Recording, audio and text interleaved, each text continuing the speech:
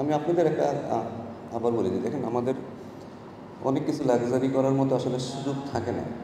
এটা আমাদের বুঝতে হবে। আমাদের অনেক সময় ব্যাটসম্যান শর্টেজ হয়, অনেক সময় বোলার শর্টেজ হয়ে যায়। ধরুন সাকিব যখন ছিল তখন হয়তো আমাদের সেই লাক্সারি করার মতো সুযোগ ছিল। একটা এক্সট্রা বোলার খেলাতে পারতাম, একটা এক্সট্রা ব্যাটসম্যান খেলাতে পারতাম। তো টিমের স্ট্রেংথ অনুযায়ী আমাদের আসলে সবসময় চলতে হয়। সো সেইভাবেই আসলে আমরা টিম সেট আপটা করি। আমরা জানি যে নাসিমকে খেলাইলে হয়তো আমাদের বেনিফিট হতে পারে, বাট তখন হয়তো আপনাকে তেমন রিশাদকে বসাইতে হবে অথবা অন্য কাউকে বসাইতে হবে। তো সব দিকে ব্যালেন্স করে টিমের অপোনেন্টের উপর ডিপেন্ড করে আসলে আমাদের টিমটা সবসময় করতে হয়। তো এখানে যেহেতু আবার ব্যাটিংয়ের দিকে আবার তাকাইতে হবে আপনার ব্যাটসম্যান কতগুলো আছে, কীভাবে যে কেউ ফর্মে আছে কিনা, অফ ফর্মে আছে কিনা, সেটার উপরে আসলে টিমের অনেক কিছু চলতে হয়। তো এই কারণে আমি বলবো যে আসলে যেটাই আমরা করার চেষ্টা করি আমরা সবাই মিলেই করি এবং চেষ্টা করি যে আসলে বেস্ট পসিবল 11 কাকে খেলানো যায়, যেটা দিয়ে আমাদের আসলে রেজাল্ট আসা যায়। দেখুন কোনো টিমই তো চাইবে না তার উইনিং কম্বিনেশনটা ভাঙার জন্য, এটা নর্মালি সবাই করে থাকে। বাট আমাদের ছেলেদের দিকেও তাকাইতে হয় অনেক সময়, কারণ ছেলেরাও ইঞ্জুরি থেকে অনেকে আসছে, অনেক ওয়ার্কলোডটাও আমাদের খেয়াল করতে হয়, কারণ আমাদের পেস বোলারদের ফিট রাখাটা আমাদের জন্য খুব জরুরি। আর যেভাবে এবার ধরেন টানা শিডিউল ছিল, এখান থেকে আসলে ছেলেদের প্রতিদিন ম্যাচ খেলানো আসলে আমাদের জন্য অনেক ডিফিকাল্ট হয়ে যায়। তো আসলে টিমের সব দিকে ব্যালেন্স করে আমাদের চলতে হয়। এটা হয়তো আপনারা বাইরে থেকে হয়তো বুঝবেন না, বাট আমাদের কাছে মনে হয় আমাদের অনেক কিছু ব্যালেন্স করে চলতে হয়। সো এই কারণে আসলে আমাদের প্লেয়ারদের সেফটিটাও তো আমার দেখা দরকার। এখন তাসকিনকে যদি আপনি টানা খেলাতে থাকেন, ওর একটা বড় সড়ো ইঞ্জুরি থেকে আসছে, একটা ম্যাচের জন্য হয়তো তাকে 1 বছর বসে থাকতে হইতে পারে।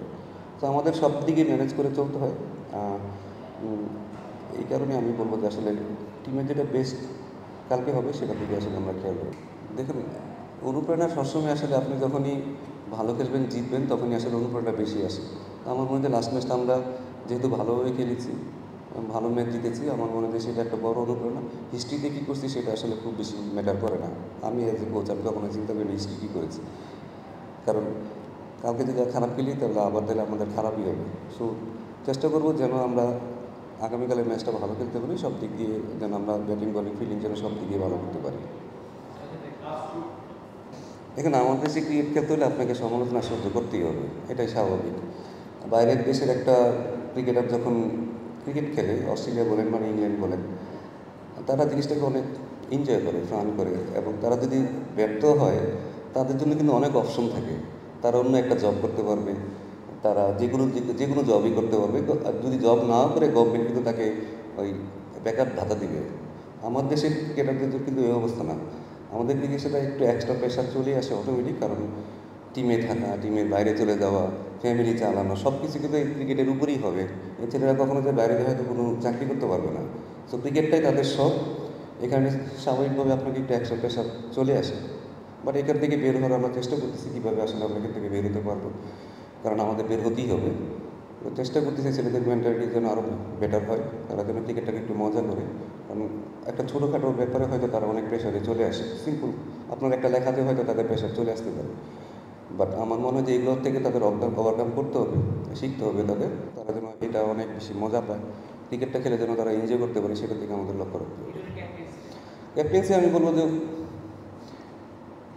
লিটনকে আমি সামনাসামনি যখন দেখি বা যখন ক্রিকেট নিয়ে কথা বলে, সে অনেক ডিপ চিন্তা করে। তো অ্যাজ এ ক্যাপ্টেনের আসলে অনেক ডিপ চিন্তা করাটা অনেক বেশি জরুরি। মাঝে মাঝে হয়তো একটু ওভার থিঙ্কিং করে, কারণ ভালো খেলতে চাই। যখন আপনি ওভার থিঙ্কিং করবেন তখন আপনি আসলে খেলাটা খুব বেশি এনজয় করবেন না। এই কারণে হয়তো তার পারফরমেন্সটা মাঝে মাঝে খারাপ হয়। তো আমার মনে হয় যেখান থেকে হচ্ছে বের হওয়ার চেষ্টা করতেছে, আমার মনে হয় ভবিষ্যতে সে আরও ভালো ভালো ক্যাপ্টেন্সি করবে। এই মুমেন্টে তো আসলে নতুনভাবে ভাববার আসলে কোনো সুযোগ নেই। আমরা যে প্ল্যানে খেলতেছি সেভাবেই খেলার চেষ্টা করব। বাট হোপফুলি আমাদের মিডল অর্ডারে ক্লিক করলে হয়তো আমরা আরও ভালো খেলতে পারবো। বাট আমার মনে হয় যে এই মুমেন্টে আমাদের খুব বেশি চেঞ্জেস আসলে নাইও করার মতো, অপশনও নাই বাইরে। কারণ আপনারা হয়তো প্রথম ম্যাচের কথা অনেক কথা বলতেছেন, আসলে আমাদের বেঞ্চে তো আসলে ওরকম প্লেয়ার, মিডল অর্ডার প্লেয়ার ছিল না। যে একটা ব্যাটসম্যানই ছিল সেটা নাইম ছিল, এছাড়া আমাদের আসলে কাউকে খেলানোর মতো অপশন ছিল না, জাকির ইনজুর ছিল। তো আমাদের যে স্ট্রেংথ আছে সেই স্ট্রেংথে আমরা যাবো। কালকেটা তো কালকেই বলা যাবে, বাট লাস্ট ম্যাচটা আমরা যেভাবে খেলেছি আমার মনে হয় ছেলেরা ভালো মোমেন্টাম পেয়েছে এবং কনফিডেন্সটাও আমাদের আসছে।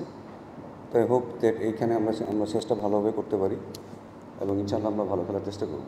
না খুব একটা যে আইডিয়াল আমি বলবো না, বাট প্রত্যেকটা টিমের কিছু না কিছু প্ল্যান থাকে। সো সেই প্ল্যান অনুযায়ী আমরা গিয়েছিলাম। বাট যেহেতু আমরা সবসময় চাই যে জাকির এবং শামিক সবসময় ফিনিশ করবে এবং তাদেরকে এমন কোনো রোল দিব না যে রোলে আসলে তারা যার টিমটা আস্তে আস্তে বিল্ড করবে। আমার মনে হয় এরা এসে যেন ফ্রি খেলতে পারে, তো ওইরকম আমাদের প্ল্যানটা ওইভাবেই থাকে। এবং খুব বেশি যে আমাদের নিচেও পাওয়ার হিটার আছে সেটাও আমাদের আসলে চিন্তা করতে হয় যে আমাদের না অনেক নিচে আমাদের অনেক পাওয়ার হিটার আছে, বড়ো বড়ো ছেলেমেয়ে আছে যারা বড়ো বড়ো শট খেলবে। সো আমাদের আসলে অনেক কিছু চিন্তা করতে হয়।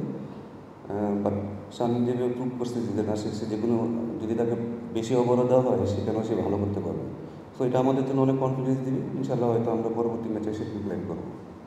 আমি বলি যে প্রত্যেকটা ছেলে আসলে টিমের জন্য খেলে, ছেলেরা সবসময় টিমের জন্য খেলে। আপনি যখন দেখবেন আপনার স্কোর বোর্ডে রান নাই, 2 উইকেট পড়ে গেছে, আপনি আপনার স্বাভাবিক খেলাটা হয়তো চাইলেও খেলতে পারবেন না। যদিও চেষ্টা করা উচিত তার স্বাভাবিক খেলাটা খেলার, বাট আমি আমারও বললাম যে সিচুয়েশনটা অনেক সময় তাকে হাত খুলে খেলতে দেয় না। কারণ সে যখন নাম্বার 3 পজিশনে খেলছে তখন কিন্তু সে অনেক ফ্রি খেলতে পারতো, কারণ পাওয়ার প্লেটা ইউজ করতে পারতো। যখন এই যে 4 নামে হয়তো আপনার দেখা গেলো 2 উইকেট নেয় পাওয়ার প্লে পরে, তখন সে চাইলেও কিন্তু অনেক সময় কিন্তু আপনি চাইলেও সেটা পারবেন না। বাট হয়তো এক্সপিরিয়েন্সের সাথে সাথে সে এটা কপ আপ করে ফেলবে যে ওইখানেও কীভাবে আমার ন্যাচারাল খেলাটা খেলা যায়, ওইখান থেকে কীভাবে বেরোতে পারে। তো আমার মনে হয় যে এই কারণেই হয়তো সে একটু তার খেলাটা একটু চেঞ্জেস হয়ে যায়। বাট আমরা চেষ্টা করতেছি সেই জন্য এখানেও সে তার স্বাভাবিক খেলা খেলতে হবে। টি-20 আপনাকে সবসময় একটু অ্যাগ্রেসিভ থাকতেই হবে। আমার মনে হয় যে এই কারণে আসলে সব দিকেই এটা এটা আসলে কাউকে দোষ দিয়েও লাভ নেই, কারণ আমাদের হাতে অপশনও কম এবং সিলেক্টরদের হাতের অপশনও কম। অপশনটা বাড়লে আমাদের জন্য ভালো হবে, সিলেক্টরদের জন্য ভালো হবে। বাট ডিসকাশন যে হয় না এটা বলবো না। আমরা সিলেক্টররা কোচদের সাথে আমার হেড কোচের সাথে ডিসকাস করে ক্যাপ্টেনের সাথে ডিসকাস করে। বাট অপশন যদি আপনিও বলেন আমাদের বাইরে যে খুব বেশি অপশন আছে সেটাও কিন্তু না। বাট প্রতিটা সিরিজ অনুযায়ী হয়তো তারা সেভাবে চিন্তা ভাবনা করে সেভাবেই টিমটা দেয়। আমার কথা হলো যে আমাদের যে বেশ 16 জন দিবে সেই 16 জনের বাইরে তো আমরা কিছু করতে পারবো না, ওটার মধ্যে আমাদের থাকতে হবে।